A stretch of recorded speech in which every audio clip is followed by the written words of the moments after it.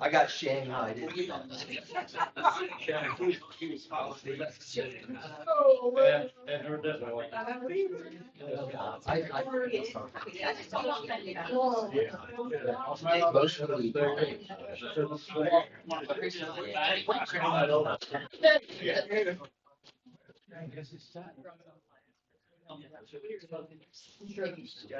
Good evening, everyone. It's 6 o'clock. This is the mayor and city council study session.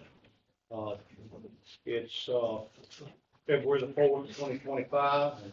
We wanted to start our meeting tonight. We had something on the agenda about a grant check, but that gentleman's on his way right now, Daniel Jackson, so we'll have that in a few minutes. Public comments, Lisa, do we have any tonight? No, Mr. Mayor, nobody signed up. Okay, thank you. Well, at this time, I'll ask Scott Collins, our city manager, to give us an update. Thank you, Mayor. Thank you, Mayor, City Council.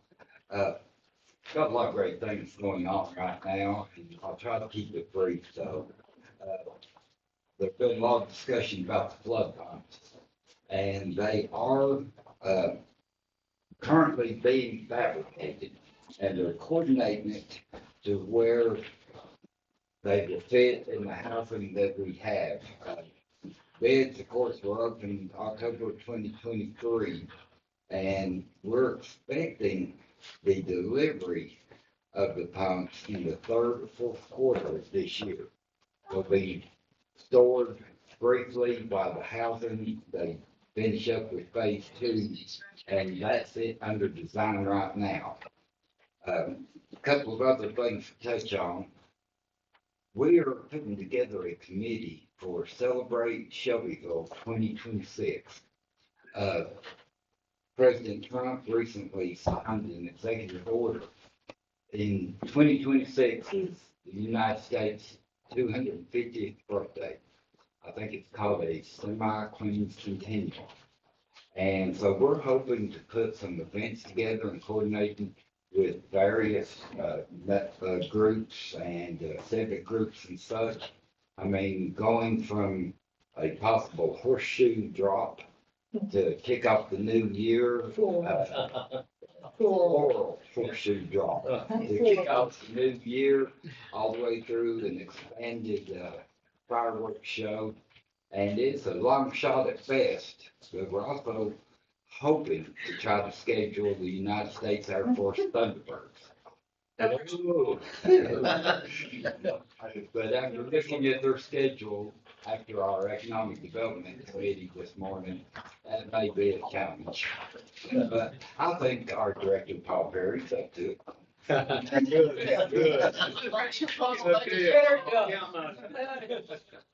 You want your budget approved? Also, the Dairy Street sidewalk improvements bids will be opened on March 3rd, next month. And it's anticipated construction time will be about 180 calendar days, and the completion dates on or about October of this year. So several of these projects are planning to move forward. Two more things. I'm not trying to be quick. We had a wonderful team meeting, video conference with Retail Strategies, and they are helping us reload on some of our commercial property that's available and helping promote it, and also matching us up with people that are a good fit for Shelbyville. So we'll continue working on that. And lastly, we had a really good meeting this morning with MTAS. Two gentlemen will be doing our strategic planning on March 26th for the city council. And one of the, Is it the 26th? This is for the council, March 20. Oh, I'm sorry. I'm sorry. oh gosh. I was thinking February. Sorry.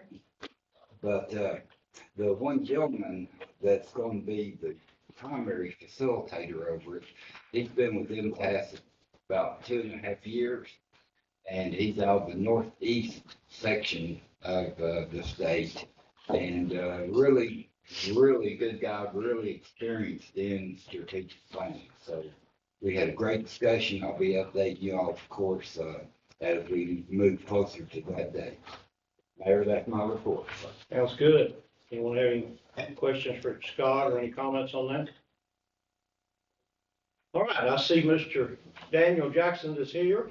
And, Scott, I don't know how we want to handle this. Daniel, do you need to come up and say something about what we're receiving? And I can if you want me to. that'd be fine, yes. Either You way. want to come to that microphone? It's open to you, sir. Yeah, so first of all, I just want to apologize for running just a minute late because I think War Trace or the train folks knew that y'all were getting a bunch of money, so they decided to throw 2 trains out there and had to wait. I sent, Scott and, Trevor both a text message, but they may not have got it because of the timing and stuff like that. But yeah, on behalf of the state, the Office of Outdoor Recreation, very proud and honored to present Shelbyville with a check for $2.5 million going towards the local Parks and Recreation Fund project out there at Griffin Park.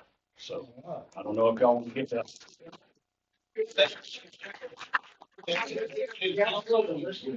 How about that? Get up there.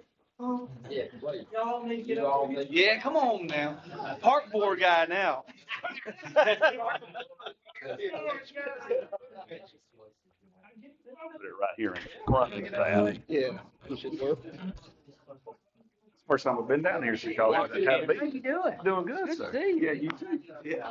We're gonna have to get behind you for everybody How to you get doing, you. sir? Doing good.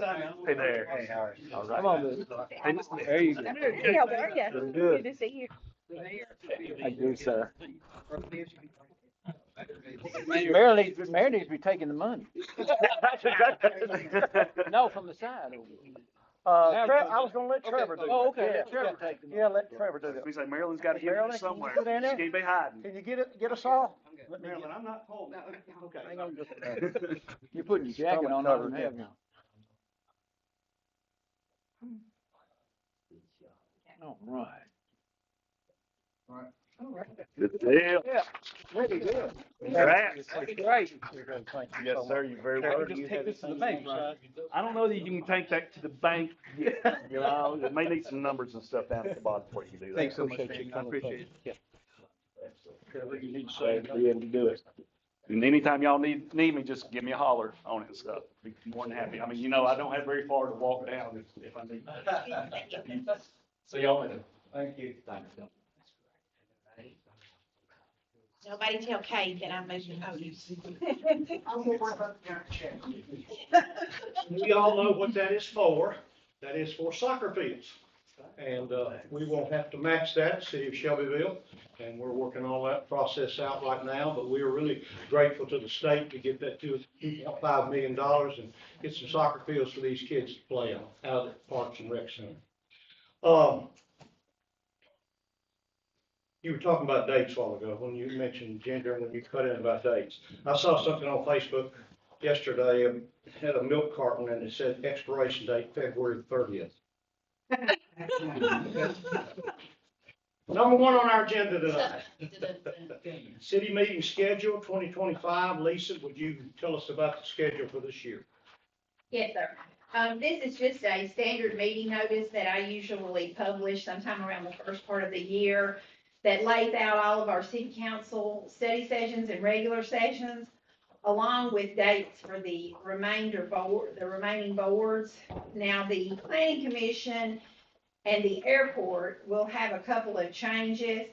I do have the due dates for November and December for the planning commission, so that will change before you're accepting it next week. On the airport one, they usually end up canceling one of their meetings in November or December.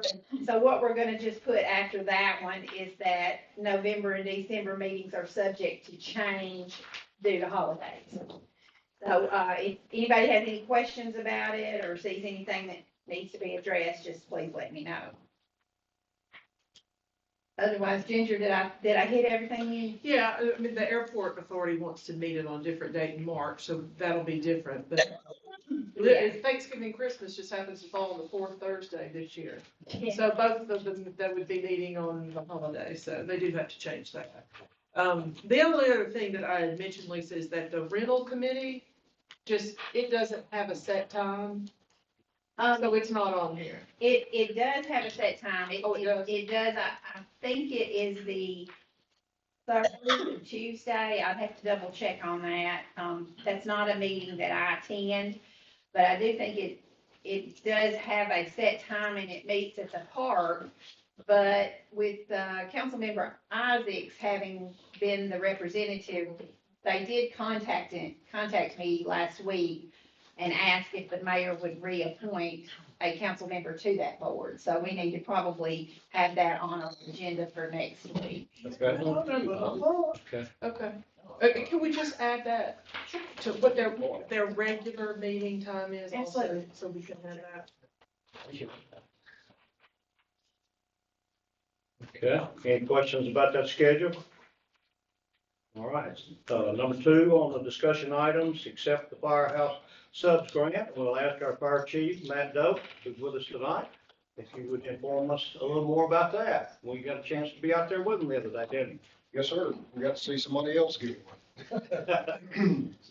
Yeah, this is what we've already talked about, but just the formal acceptance, for, I think it's, tell me if I'm wrong, Lisa, it's 27,000. $9,999. So, and I think if that's the case, then we'll be actually receiving the funds. for 2 Yeah, weeks. the, information that we've received is that they will send the funds into us. Kay filled out some paperwork for them the other day.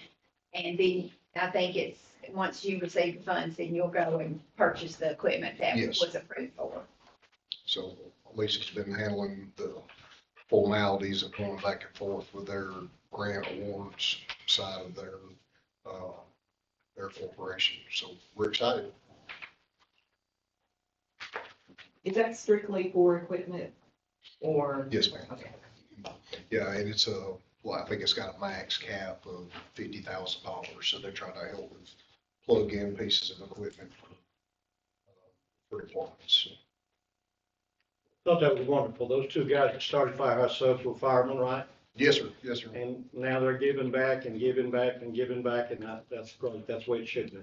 Yes, several $100 million has been given out to communities, firehouse, so. Anyone else have any questions for the chief? Okay. Okay, you got some more? Okay. Yes, sir. Start line. Oh, he's talking about the next. The next item. agenda. Okay, all right. Okay, I thought you was gonna sing. Number 3, fire department, additional personnel, and chief, would you let us know about that? I think we're aware of it. Yeah, I think most of us are pretty aware of that. This goes back to 2019 and the recommendations we had then that of how many personnel, at that time that we needed on shift. And so we have worked every year since then, and we go through the SAFER grant, through FEMA, and we tried that process every year. And so what has happened in the past is when we did not, if we were unsuccessful in the grant, that we come back to the city.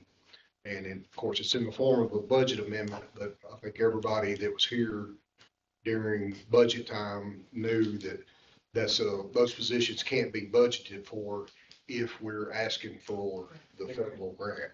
So and of course, it's with the federal budget cycle. So we don't get good news or bad news till way past our budget cycle. So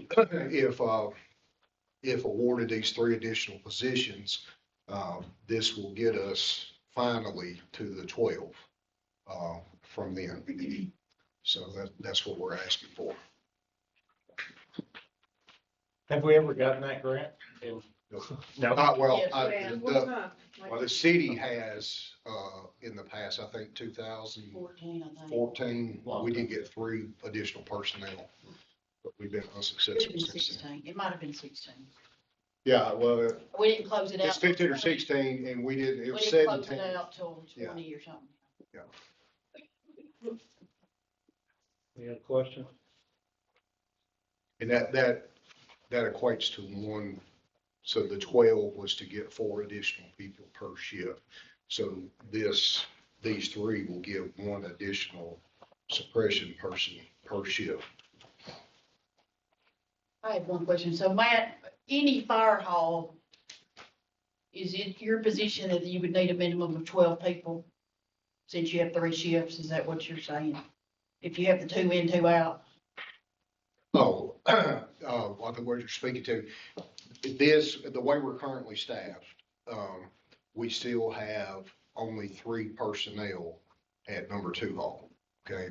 We have the minimum of 4, 2 in, 2 out at the airport, and then we have the right number of people at Fire Hall 1, because we also have not just the fire, we have to run the rescue trucks and all that. But, so we have had, because of the response time to support number 3 hall at the airport, to support their operations from downtown, we have to keep them at 4 constantly. Because, it could be 13 minutes to get out there, worst case scenario. Fire Hall 2, because it's obviously closer in proximity to the headquarters at Fire Hall 1, they stay staffed at 3. And that's when we have a full shift. And so this additional person, this firefighter will help us when we have a full, planned staffing every day of having 2 in, 2 out, and therefore being compliant with, that's actually an OSHA rule, at Fire Hall 2.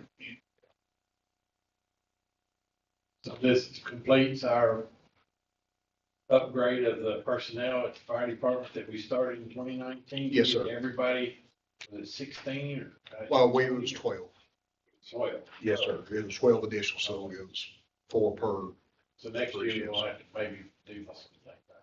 Next year we won't have to play. Yes, sir. This gets us caught up. Till then, we haven't had an assessment in a while, but it, like I said, we're only 5 years. Didn't it? Anyone else? Thank you, Chief. All right, number 4 is the inventory ownership of the assets policy. Gabe, would you fill us in on that, please? This is our Mr. Cade Steer. This is just another policy in line with the state's requirements for our cybersecurity review. In essence, all it does is direct us and outline what we're required to track. So we need to know where all the desktops, laptops, the software they're using, if they have sensitive information, that kind of thing. A database system like that will allow us to know at any time.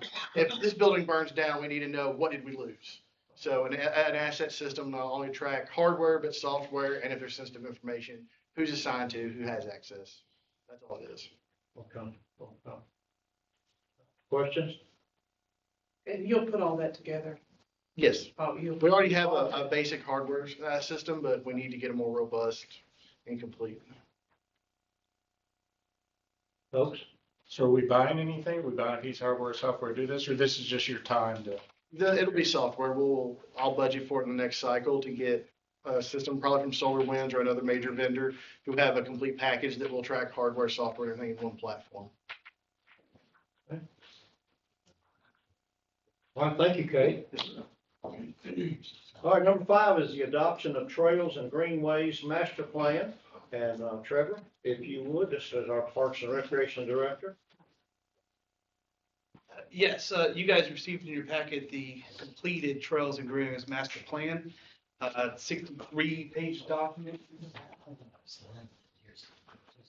Oh, okay. Well, I won't point at anything like Tom, but about a year ago, we got permission to pursue this grant. This was a grant through the Tennessee Department of Health. It's a 100% grant. It's for $50,000, so it didn't cost us anything, didn't cost our taxpayers anything. And during the course of this grant, we partnered with Reagan Smith. Kevin is here from Reagan Smith, and to put together this comprehensive plan for us. What it does is puts us in a position to then go after other grants through LPRF, through TDEC, through TDOT, and majority of those grants, all of those grants that I'm aware of, require you to have a master plan in place in order to apply for those grants. So this is a positioning for us to be able to pursue other grants that you guys might want us to go after. And Did you want to introduce the gentleman that's with you? come on up here. This is Kevin. He's from Reagan Smith, and Kevin got there, put together an amazing master plan. Thanks, Trevor. Yes. Thank you, Mayor, City Council, and City Manager. Good to be here tonight. As you saw just previously with Daniel Jackson coming in and delivering that grant money, that was something that your Park and Recreation Department has been working on a while. And that was actually from a master plan that was done for H.B. Griffin Park some time ago. So prime example of how this plan can be used. And this plan is also used to set a vision for your city to make sure that there's a network for pedestrians and bicycles that, can reach the citywide limits and even beyond into the county. And then also being a Department of Health grant, the idea is how to improve your public space, for health and recreation and just social interaction. So it serves all those purposes. Glad to answer any other questions you have about it. Any questions? Mayor, right quick. Trevor, I'm sorry, I just now saw that as a part of the plan, they have sort of just a basic resolution right here. Yes, ma'am. So we probably need to draft a resolution. Yes. For them to adopt the plan by resolution. Yes. Because we'll go there. Okay. Just pointed that out, sorry. Yeah, no, great. Appreciate you being here tonight. Thank you Yes, sir. so much, Trevor. Appreciate your work. Mike worked before you.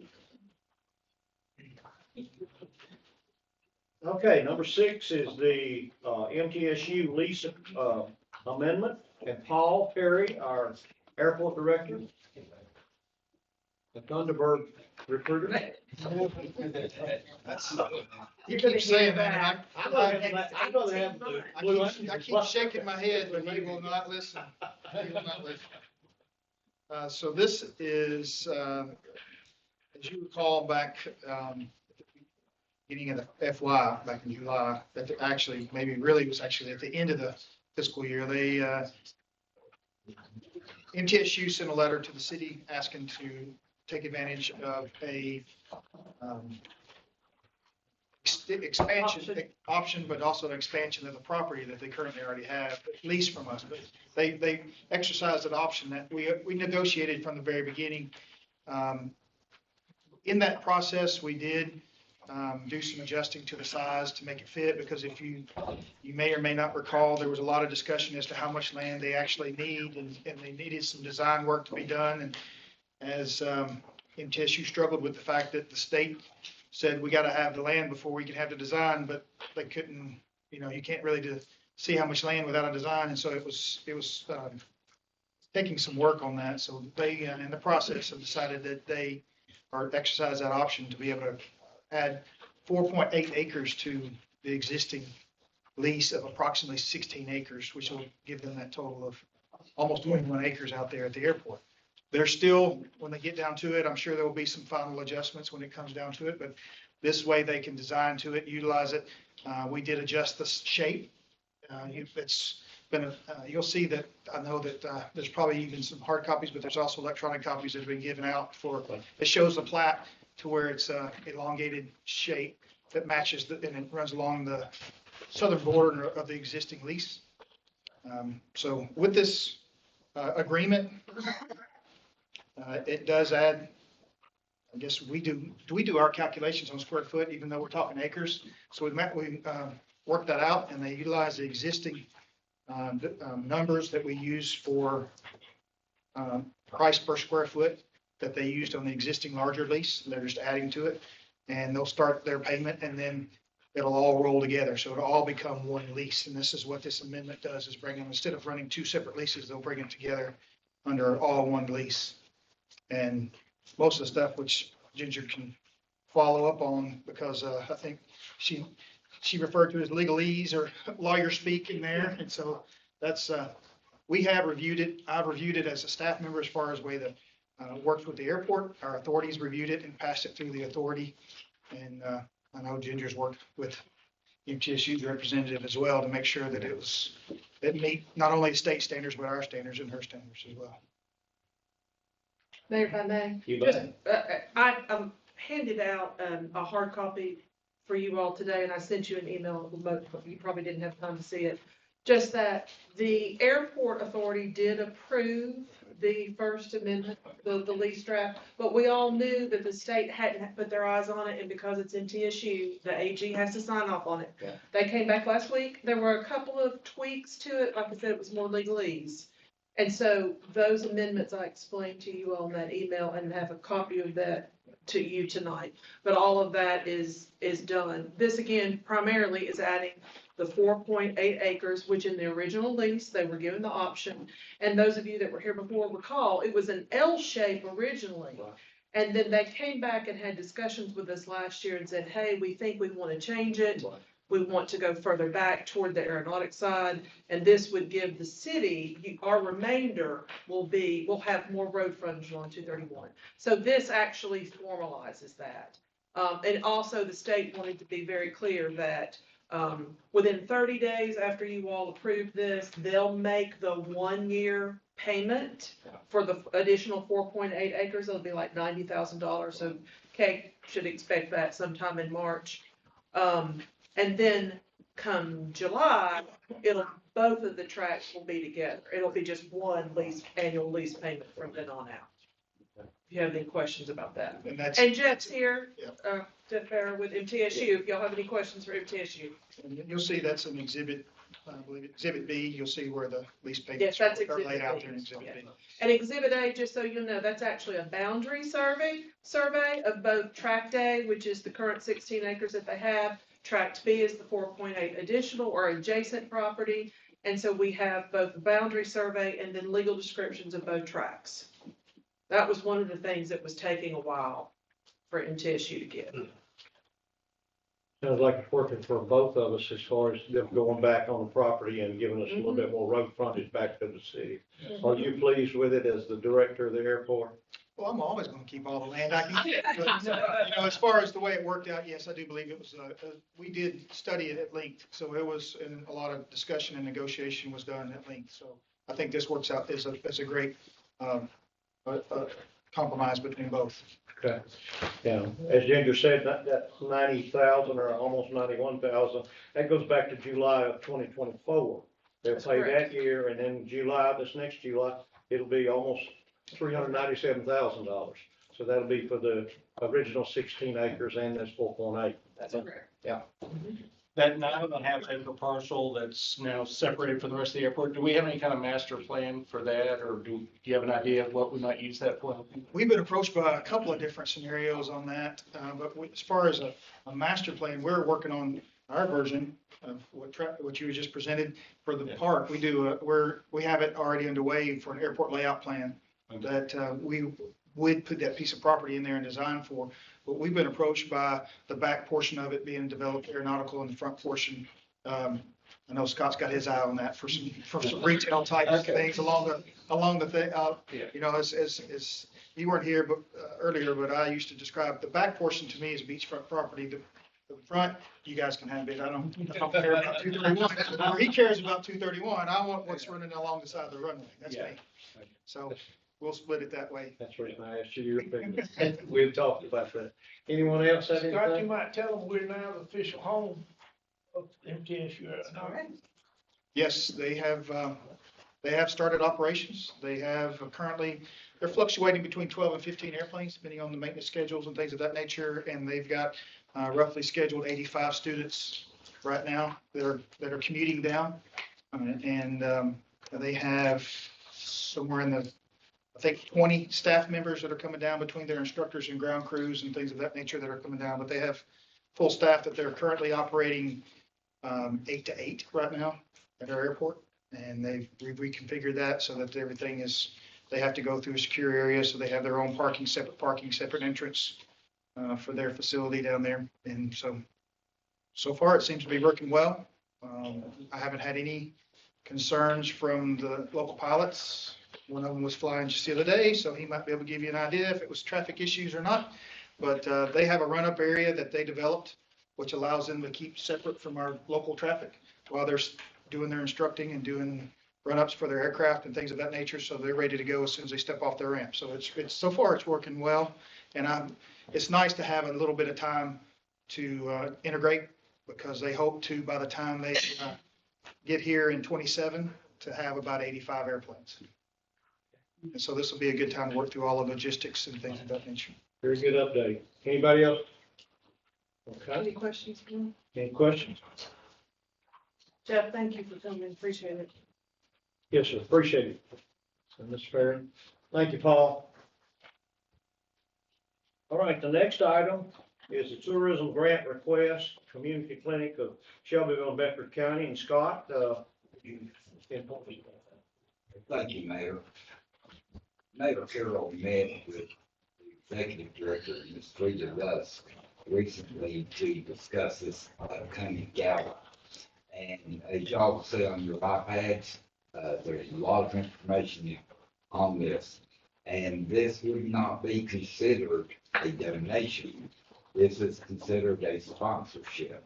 And they are requesting $5,000 for this black tie event. And there's been a lot of work, a lot of planning, and it's going to be hosted at the Humble Barron. Sounded like they had folks coming from everywhere if we read all the information there, and so. Yes, they have, probably, they're estimating 25 rooms will be booked for out of town, out of state guests here in Shelbyville. And, again, it's not simply a party. It is about, and it's going to be very, very nice. Ms.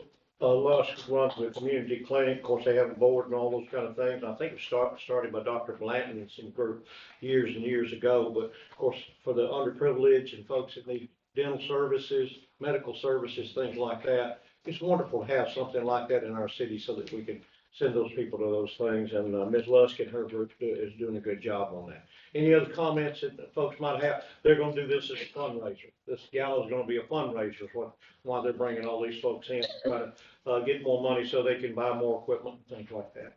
And I think they're going to acknowledge the Delta Dental president or CEO used to be there. He gave $180,000 worth of dental equipment, donated that money himself to get the dental services started out there at the community clinic.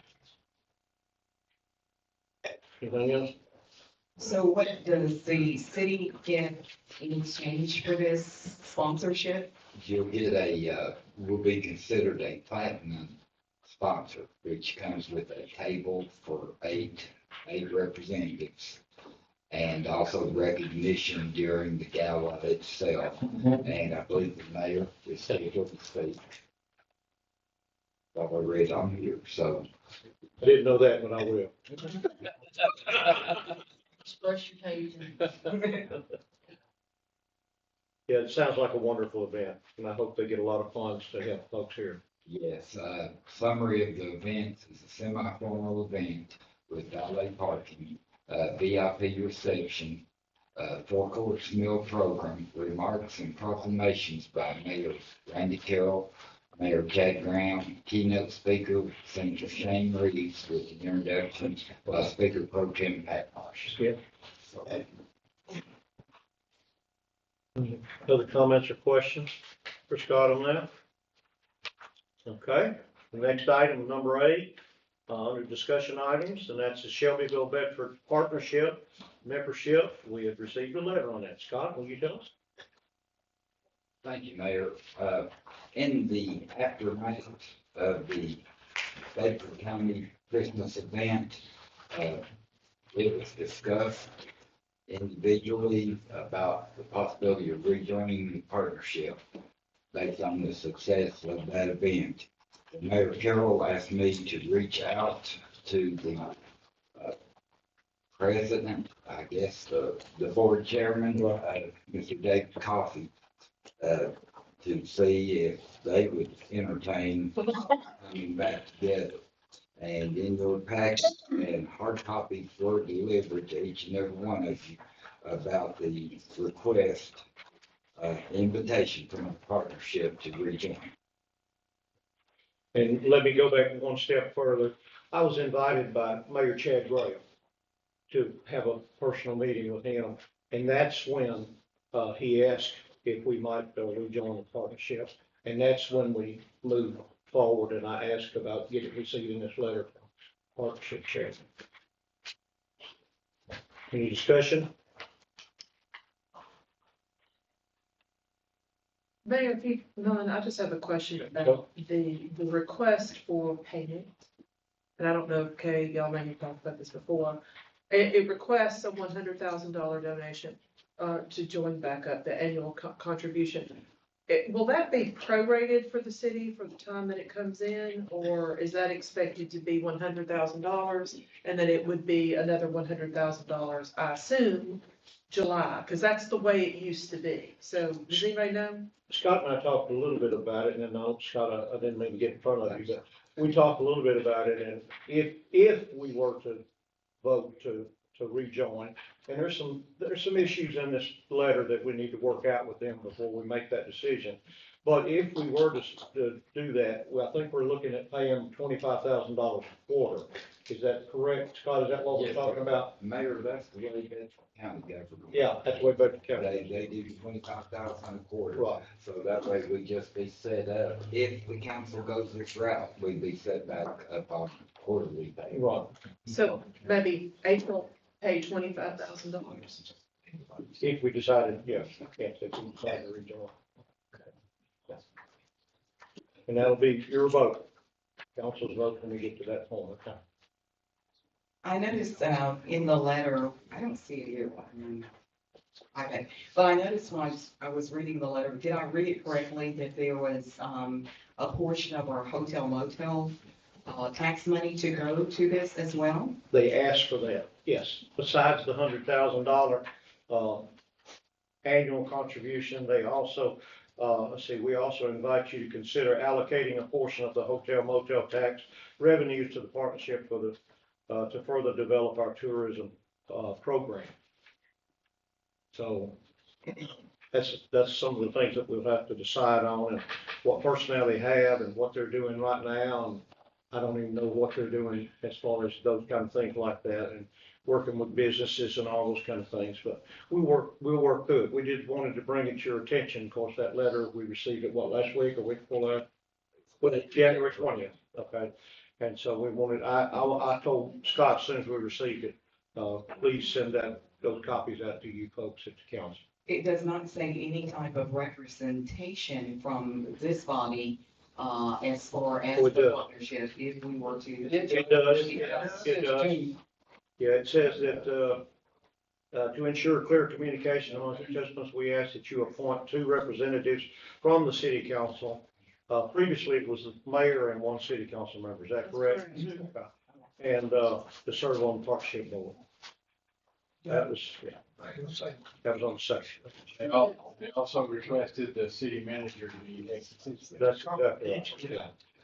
Mayor, if I may? Yes. We probably want to find out from them what their structure is now, particularly, I don't know if they changed it, because the original Right. structure was, it was both mayors from the city and the county. Right. And 1 council member. I don't know if it's still that way, or if they've moved it just to commissioners. I don't know. I don't know. what the If it's structure set is. up where it's the mayor and a commissioner, I would assume they'd still want the mayor and a council member. Yeah.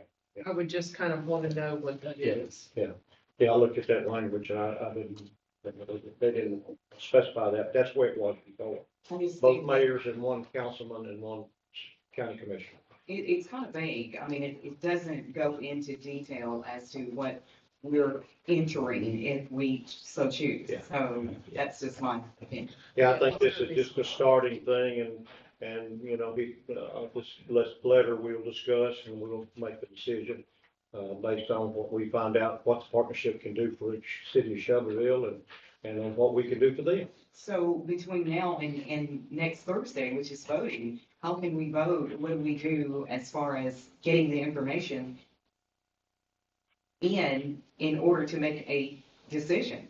Well, I think the decision next Thursday will be based on this letter alone. Okay. What information we have in front of us, what they have asked for, and what the language says in this letter, that's where you'll make your vote based on that next Thursday.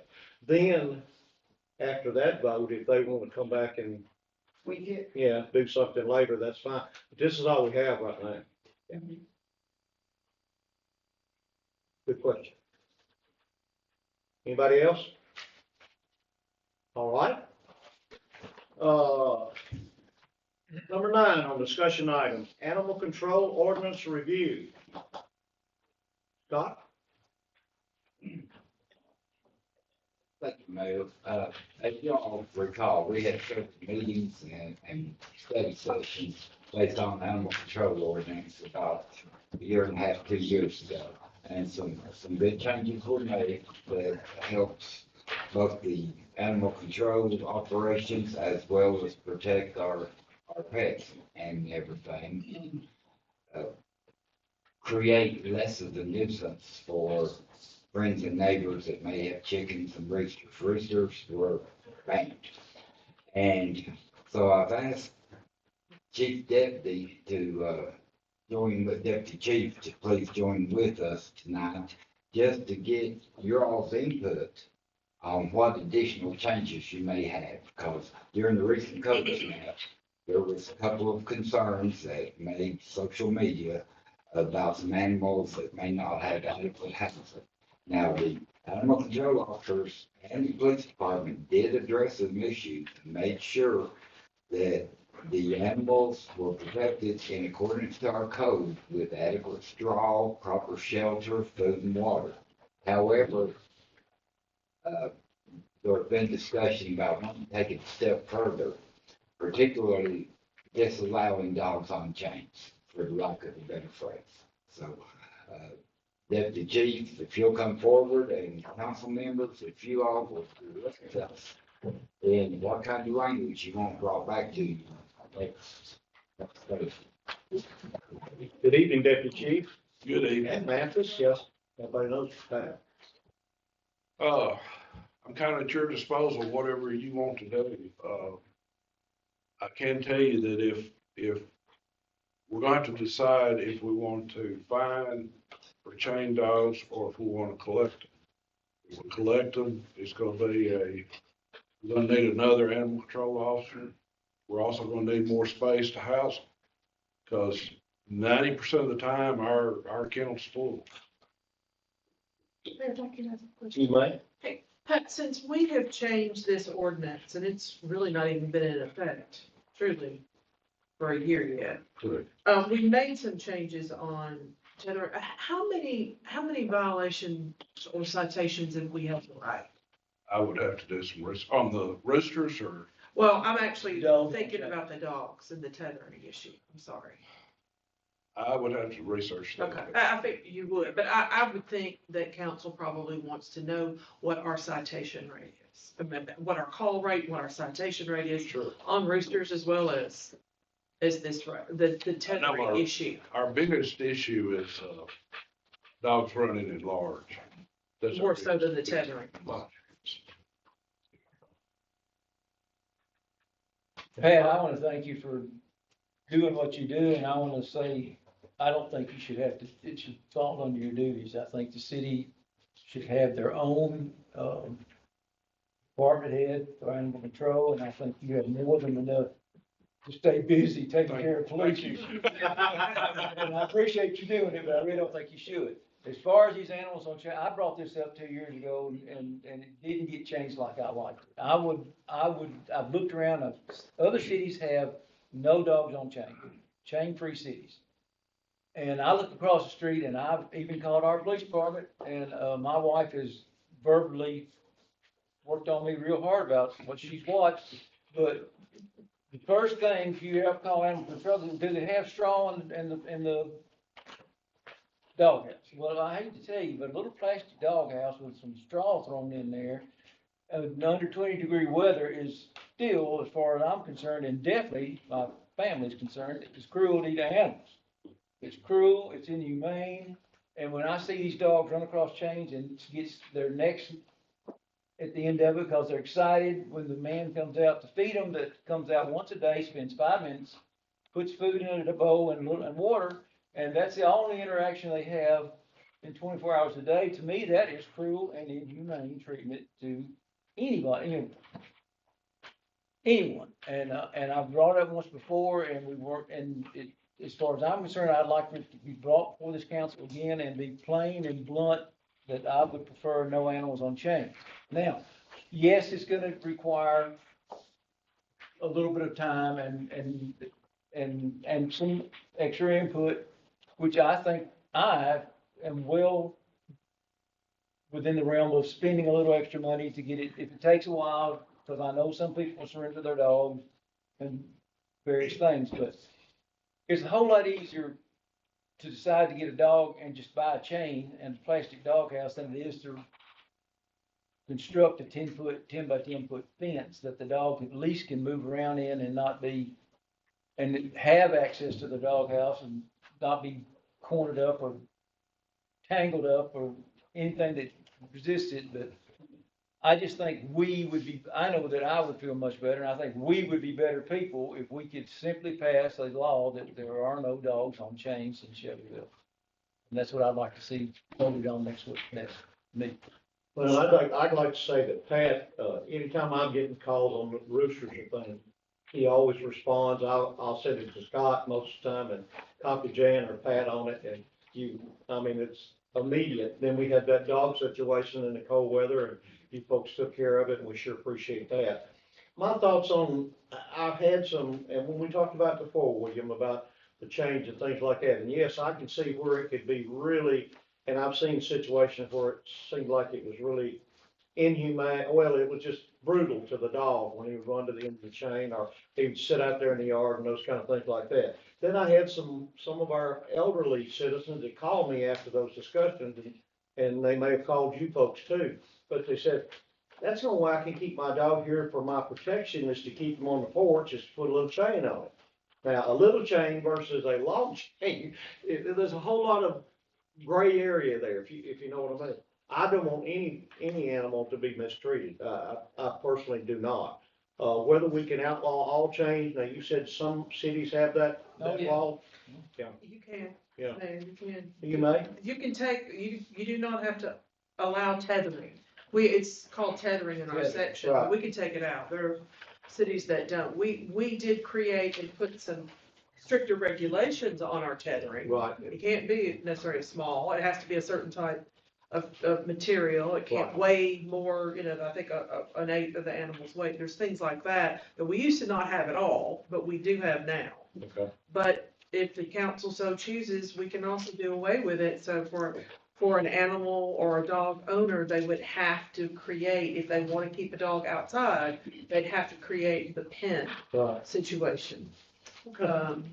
Randy, there's a difference in bringing a dog in and out of your house and Right. leaving it outside That's in a right. chain for an hour or so, I or two, agree. and then but there is 24 hours a I day, agree. 7 days a Yeah. week in 19-degree and even 6-degree weather, which I have personally observed this winter.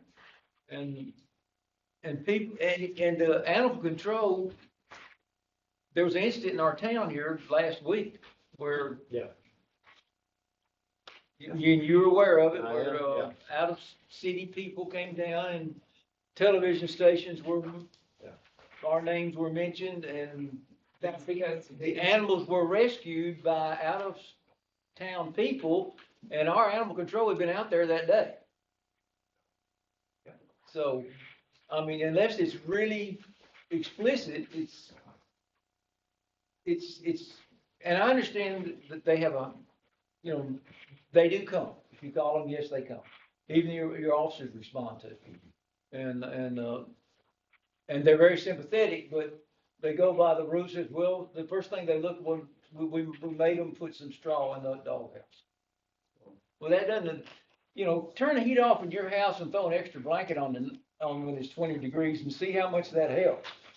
It's not the answer to being cruel or not be, to being cruel to animals, to me. I'm It's a sorry. big problem with the population growing and as many folks that have animals and things like that. Now, the ones that we have, you're full right now. What kind of fines do we have if we have someone that has, like roosters or anything else? Do we have dollar fines or per day or whatever?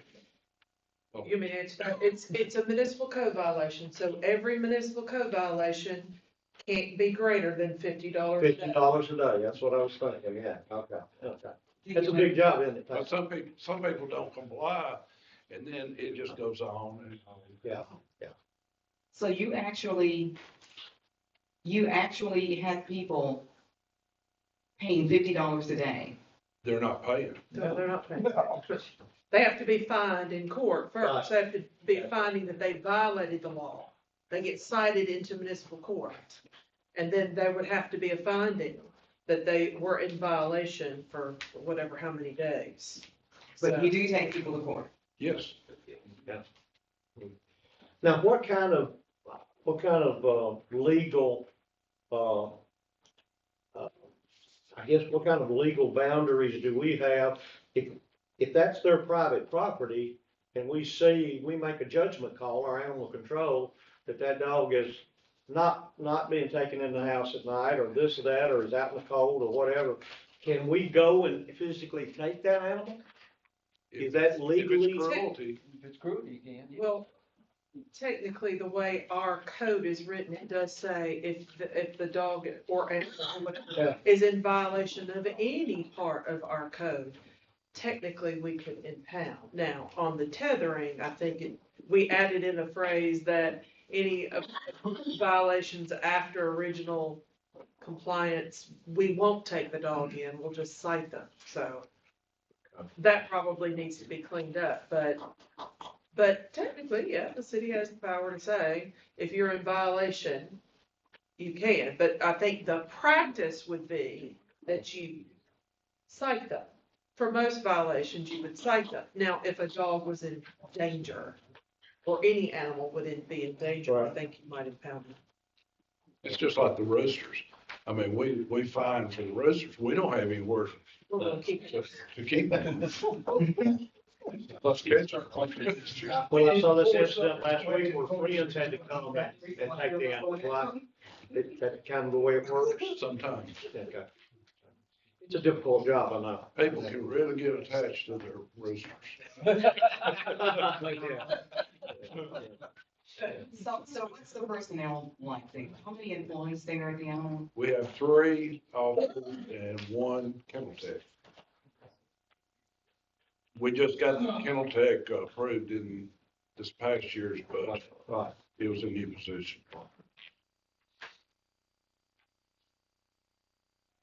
So are we hearing that you're going to add more personnel? If this ordinance goes into effect, we'll probably have to. Does that mean another vehicle or? But we're short 1 right now. We were trying to find a used one with the budget. And we haven't been able to find it. So. I know where there's about 5 parts Yeah. right out here that were running real well when they were turned in. Yeah. Also the one we give the county. Yes, thank you, Mayor. When you said specifically, if the ordinance go into effect, what specific, because we've talked about various things that we may change. So if we get away, if we just get rid of tethering, are you saying that will require at least 1 full-time officer? It's gonna be quite a bit more enforcement. Okay. Would it be possible to tie the tethering to some kind of a temperature limit or something to where it's only, during extreme temperatures, too hot or too cold? That way they're not having to enforce that 365 days a year. Yeah, you could make those. You But- could make But they changes. wrap Yeah, but themselves then around, they wrap you themselves that around somebody has to trees. turn them in. I mean, Yeah.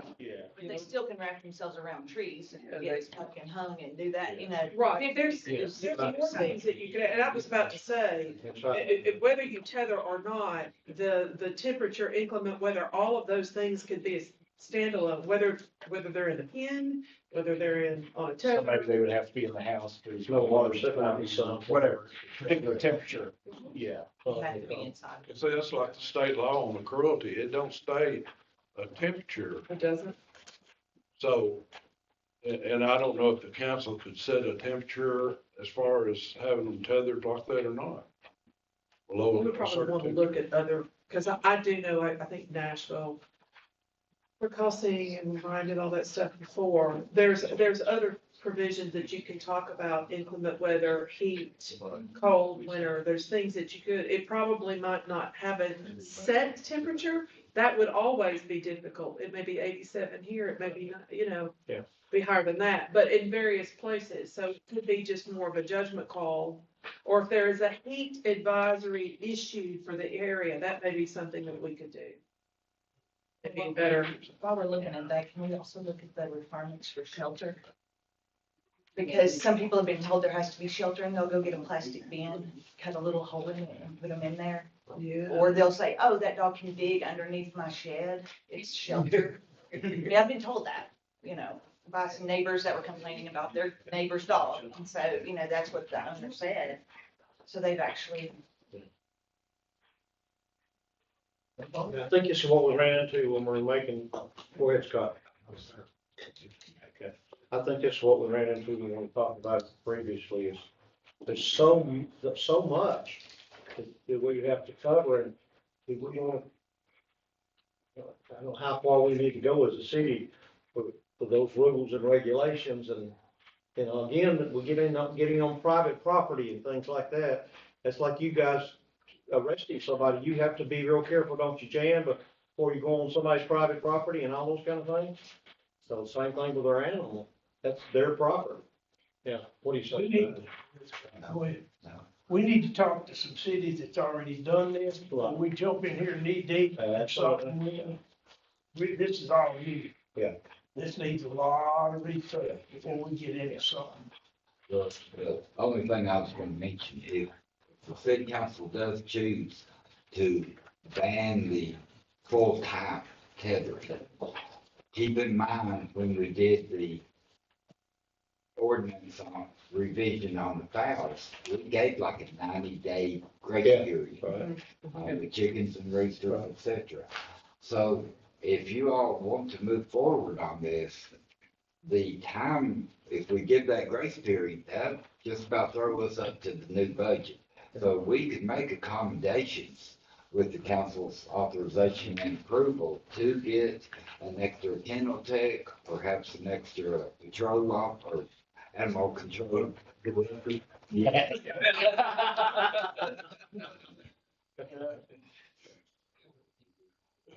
Yes, I mean, we can have the time to make all this work within budgetary parameters, but we just need clear direction on where you all want us to take this. Okay. I don't think we're clear tonight, so we'll wait on that. Pat, I really appreciate you and the work that your officers do and all that kind of thing. That's a tough job, I would think. Yeah, and even taking care of the animals, I think we try to get some folks at the jail to do. We used to, and they kind of. That's what I'm finding out, yeah, okay. Thank you so much. Thank you.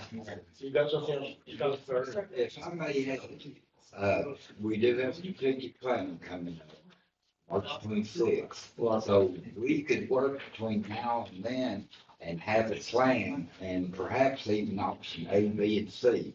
Because again, if we go with the no tethering whatsoever, we may even need additional kennel space. We definitely need additional staff. And as the chief says, we may even look at having a new director. I mean, we can put out a lot of options if that's where y'all want to go.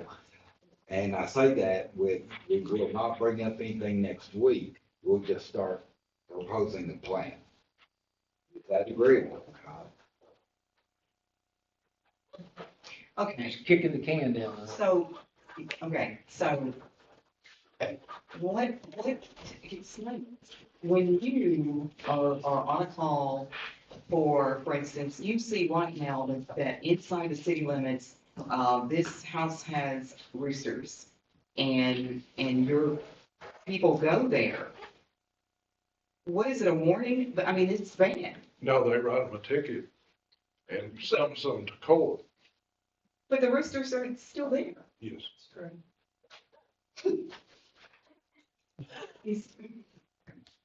Okay.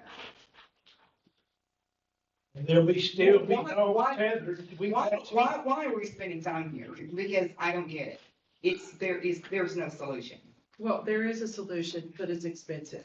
And it's whether you all want to put the money into the resources that you would need to collect roosters and do whatever you do with roosters. I don't know. Yeah, Well, you know, I don't know if people are going back and get their roosters or. we don't need to put something on the map, get approved on the officers there.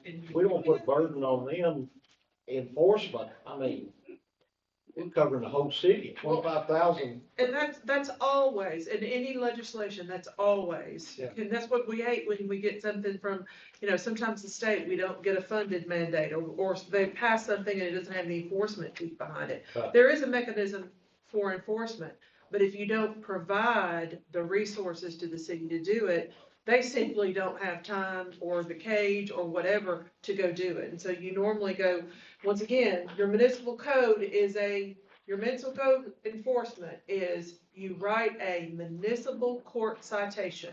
They're cited into court, and we are limited by the Tennessee Supreme Court. $50 is the maximum fine you can for a violation a day. Now, we may be able to prove, hey, this violation has happened for 30 days. So they technically could get $50 a day over a period of time. We've talked about this before. You might get that judgment. You might get that judgment from the municipal court.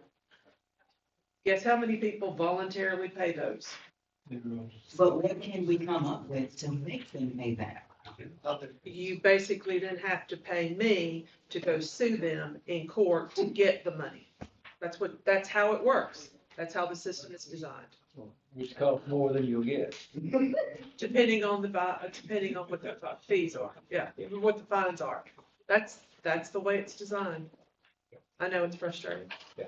We've talked about But we're paying for someone to preside over a court that they're not gonna pay. They're not gonna pay. I mean, so they're just sitting there repetitiously going through some motion and for nothing. Is that correct?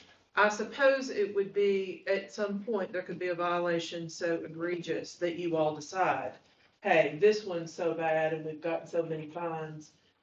We would appreciate that you go and actually pursue trying to collect on the judgment. And some cities also hire collection agencies and turn over all of their municipal court fines and judgments for someone to go collect. That's an option. We used to do that. I think we did do that. We many did, years and I think we had like, Steve, was it 200,000? It was on the Probably more than that now. Yeah. So that probably, Marilyn's probably the best thing for y'all to do is look at turning things over to a collection. Okay, so if we can have those numbers as to where we are today, as far as what's in court and what's owed, as opposed to what that collection agency would cost, I think that's something to kind of weigh. You know? Can we think about it some more, Council? Sure. Ellen? Okay. If we would, let's move on to, go ahead, Scott. This is not on the agenda, but in a meeting. Thank you, Pat. Yes, sir. The Mayor Carroll recently, then I talked about the review district, and we all know phase one is underway. But the mayor brought it to my attention, this city council is not taking formal action to actually say a segment of South Spring would be closed to regular motorists and open only to pedestrians, delivery trucks, and emergency vehicles. Yeah, I just thought we might get in trouble when they started doing all of that parking lot back there. I talked to Scott, called him, and I said, we have not had a formal council decision to close that street. And they're gonna, you've moved the utilities and all kinds of things, and so I didn't want the city to get into a problem. It's like we might need to go ahead and make a decision on that pretty quick. Yeah. Okay. Thank you, Scott, for bringing that up. Anybody else have anything else? All right, let's go to old business. Ordinances. Second and final reading, public hearing. A, an ordinance of the city of Shelbyville, Tennessee, to to approve the rezoning of all portions of approximately plus or minus 5.85 acres owned by DCC Strategic Realty Partners, LLC, addressed at 900 Whitthorne Street, and further referenced in Bedford County tax records as tax map 0789, N, Group F, parcel 16, and attached as Exhibit A and Exhibit Final Plat from residential R3, medium density residential, to residential R3A, medium high density residential, and repealing any ordinance or portion of ordinance in conflict therewith. We've been over this one multiple times, haven't we? Anybody have questions about it? I'm sorry, Tom, I saw you. Well, I thought you were talking to me on the show some slides. Yeah, I'm gonna show you slides, show it, man. Okay. Nothing has changed since last month. We'll make that Be 60. prepared to tell you all, nothing has changed. All right, let's move on to B, an ordinance of the city of Shelbyville, Tennessee, to approve the rezoning of approximately plus or minus 1.54 acres owned by the city of Shelbyville Housing Authority, addressed as Elm Street and further referenced in Bedford County tax records as tax map 89A, Group C, parcel 1, lot number 1, and attached as Exhibit A and Exhibit B, final plat, from residential R3, medium density residential, to commercial C2, general business, and repealing any ordinance or portion of ordinance in conflict therewith. Now, we have had meetings and had folks from, Mr. Gill, I think, from the Housing Authority and all those. Any questions on that? We move on? Okay, everybody clear on that? All right, C, an ordinance of the city of Shelbyville, Tennessee, to approve the rezoning of approximately plus or minus 1.17 acres owned by the city of Shelbyville Housing Authority, addressed as Elm Street and referenced in Bedford County tax records as tax map 89A, Group C, parcel 1, lot number 2, attached as Exhibit A and Exhibit B, final plat, from residential R3, medium density residential, to residential R4, high density residential, and repealing any ordinance or portion of ordinance in conflict therewith. Again, that's the Housing Authority property.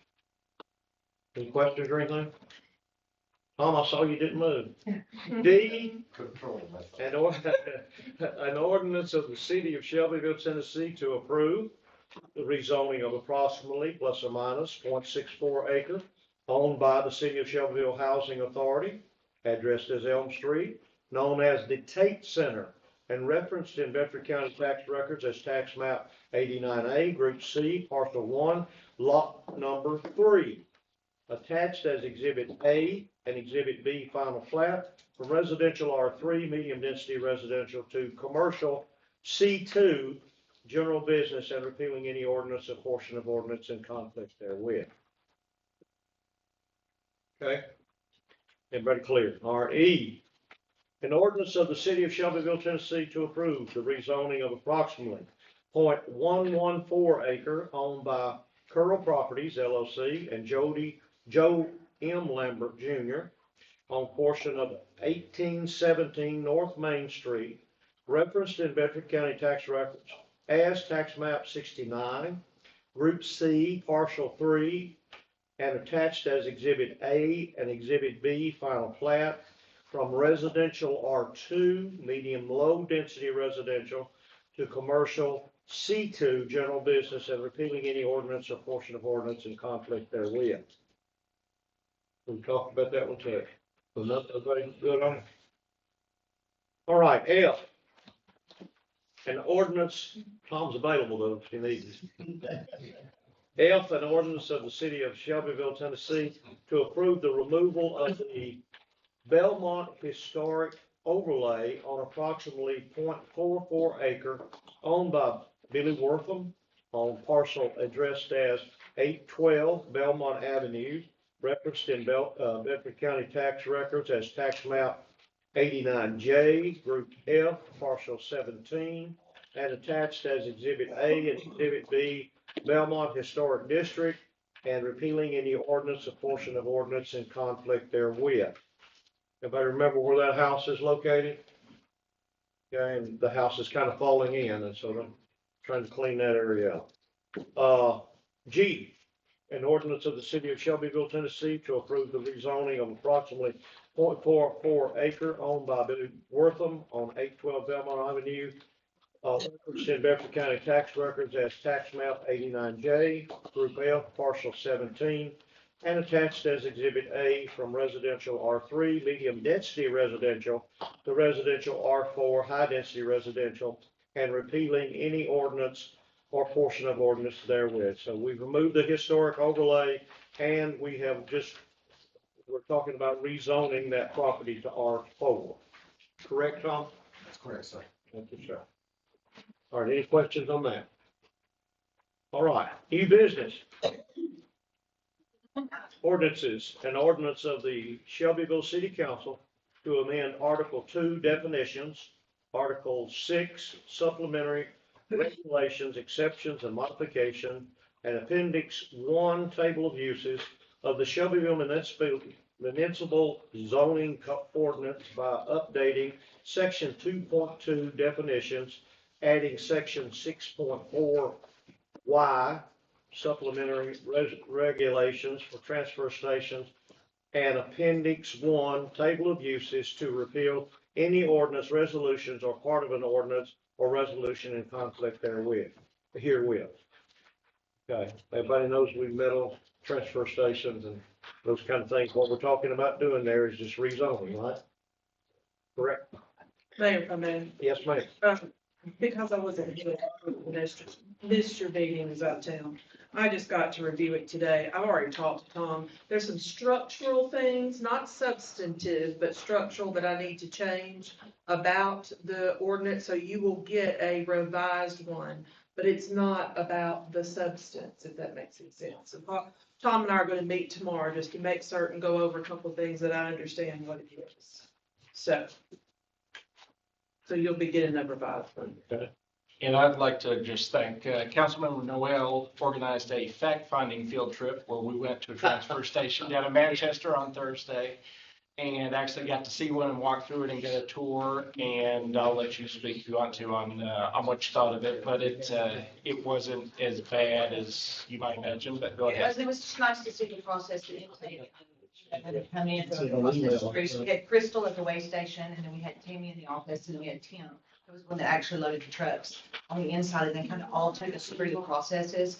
And so when you walk in, you really don't get any smell at all until you walk right in there in the middle of the garbage, when you're standing in there with the garbage, and that garbage is gonna go out into that truck immediately, and then run it off and go. So it was actually really nice to be able to walk the steps that our trash would be taking, and just kind of see the flow. So I think we had a lot of questions, and if you ever had any questions, let us know. So it was just really good. It was very tall. Very Yeah, tall. Very tall, yeah. Large. Yes. Large, and theirs had an actual open wall. Theirs was only 3 walls, and ours will have 4 walls and doors. So, and even with the one open wall, if you were more than about 100 feet back from the building, you didn't notice any kind of real odor or anything bad. So, What about proximity to other buildings around it? Did it have quite a The bit of? jail is right next door to the it. jail, yeah, it's all they were close to. Yeah, that's the only downside. Jail is next door, did you say? Yeah, that's the only downside of ours is we're a little closer in. And they have a lot of woods and stuff, but again, even on the property, it wasn't a bad smell or anything. Okay. And they do back into their facility. They do not drive completely through it because of the limitation on the backside being built right next to the fence. So they do have some that come around and then back into the truck, but they do back there hauling trailers in and out instead of driving through. Well, we appreciate you folks doing that. That's very good to do that. On-site, on-hands training there. Did you get an invitation? I'm just. We didn't use one of Buck's garbage trucks to go over there.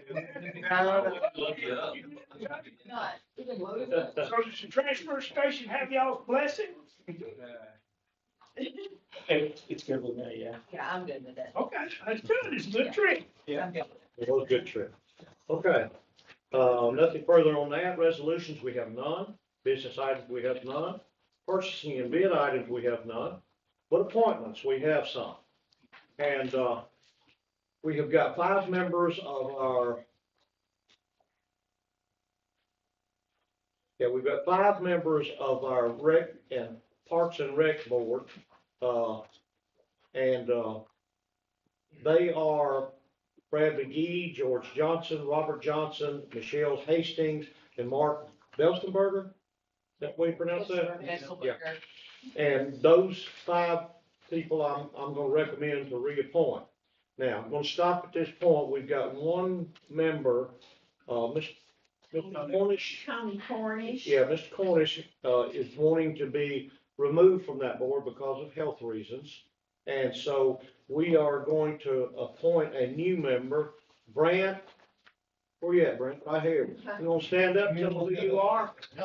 I'm Brent. My brother, he's a police officer here, and I got a daughter that plays Rick League soccer, so I thought it'd be a good thing to sit in on and help with. So. And you got children and things like that, 2 daughters, working in yes, sports sir. and all that? Yes, sir. Okay, so I'm gonna recommend Brant Horner. Horner. Okay, and Brock is your brother Yes, from the sir. police force, okay? Thank you, Brant, for volunteering. Don't hold it against me. Thank you for volunteering to be on that, okay? Or at the next board, does that take care of that, Lisa? Yes, sir. I mean, we won't make the appointment until next Thursday. Okay. Yes, sir. Okay, we're glad to meet you, appreciate you coming tonight. And just to explain, you'll be appointed to finish Mr. Cornish's term, Okay. which expires next, September, I think is the normal month for those appointments. Okay. So at that time, you'll be eligible to be reappointed to your own seat. Very good, very good. Okay, thank you, sir. All right, the other members of that board, by the way, are Mary Grace Phillips, and Mr. Cornish, of course, he's wanting to be replaced, Steve Taylor, and, Bobby Turnbow. What? Our council representative on that. And, the Housing Authority Board had 1 seat that was up for appointment. It's a 5-year term. Those Parks Board is 2-year terms, by the way. The Housing Authority Board had 1, and Mr. Tillman called me about it the other day and said, Mayor, I forgot to say that, to tell you that this member was up, but it's Miss June Taylor, and Miss Taylor has, agreed to serve again, and Mr. Tillman thought she was a good member of the board, so we're gonna recommend to, reappoint Miss Taylor onto that board, okay? Yes, sir. Yes, sir. Okay, the other members of that board, just to let you know, we've got a lot of volunteers, people doing good work on all of these committees and boards. That's how the city moves forward. This is a volunteer state, isn't it? Isn't it? Jenny Fieldhouse. Henry, you know her? Aubrey Coughlin, Alan Gill, Herschel Thrasher, and Vivian Haggard. So we appreciate those folks serving also. All right, other business announcements. Lisa, it's your turn. Yes, sir. City Hall will be closed on Monday, February 17th, and also on President's Day. Monday's trash will be picked up on Tuesday, the 18th, with Tuesday's regular route. Please have your cans out by 6 a.m. Okay, if there's no further business, I'm gonna adjourn this meeting. Sir.